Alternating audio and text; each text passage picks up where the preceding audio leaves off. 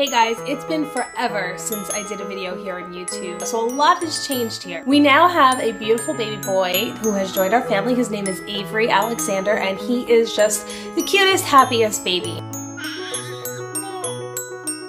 And then coinciding with Avery's arrival, we finally were able to move into our new home, which also coincided with Thanksgiving week and of course the holidays. So it's just been a lot of adjusting here and it's been really busy.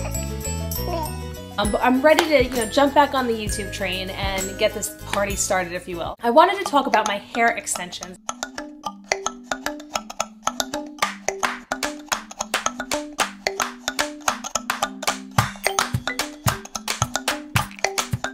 People who know that I've had extensions in the past have asked me, well, how do they compare to the other ones? So the other ones that I had, they were called hothead hair extensions and they were paneled extensions. So I'll leave the link to that review up here. You can learn a little bit more about that. But the biggest drawback I felt with those were that I wasn't really able to pull my hair up into like a high ponytail or half up, half down. I had to be really conscious of where the panels were placed. So I wanted something where, I really could do anything with it. Great length hair extensions are the ones that I got, and that's what I have in my hair now. It's like keratin beads that are, fused into your hair. And they're put all throughout your hair. I have 250 pieces in my head right now.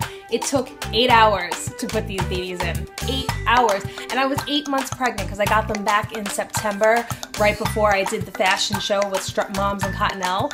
So that was kind of crazy. And that was probably the worst part, I think, of these extensions was just the 8 hours in the chair. When I left there, I thought, oh my God, I'm going into labor. I had a lot of compliments when I've had my hair done by other hairdressers. She was, meticulous about, the spacing and how they were put in, which is why I didn't lose any of my extensions over time. Some people, lose 1 or 2. I didn't lose any over 5 months.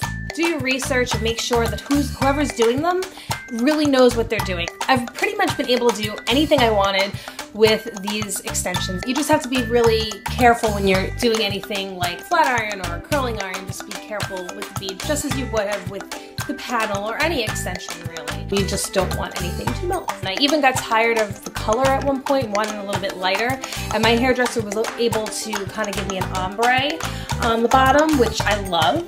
I feel like you can't really tell how light it is, but it's pretty light. The ends, like the other ones, sometimes get a little dry, but that's, I think, to be expected because it's not, live hair. So I've been using these two products, and that's BioSilk, which is amazing. BioSilk, honestly, this is my favorite one, but I got this from my hairstylist.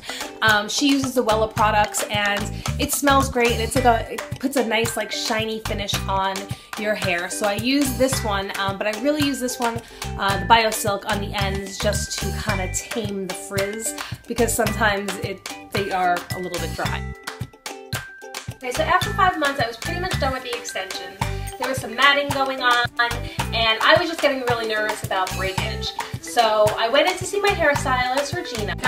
It wasn't the worst case of matting she had seen, and she thought that I probably could go another few weeks before getting them out. I was ready. So she took them out by putting a solvent onto the keratin bead, and she took what looked like pliers and just kind of, give it a little squeeze, and they kind of just came right off. It did take about, I would say, 3.5 hours, so it was a little bit of a long day. As nervous as I was about all of the breakage and with the matting and everything, I was really surprised to see that there really wasn't a lot of breakage, and that my hair actually looked pretty healthy when they came out. So I think that, with the Great Length hair extensions, it's definitely an investment. You're looking at probably, $1,500, maybe a little bit more. It depends probably on how much hair you're getting put in and how much time it's going to take, and your stylist rate for her hours. So it may vary, but it's in the $1,500 range. So it's definitely an investment, but they're really great extensions. So if you have any questions that I didn't get to, anything that I didn't maybe answer in this review, feel free to leave them in the comments below. But this has been my experience with Great Length hair extensions.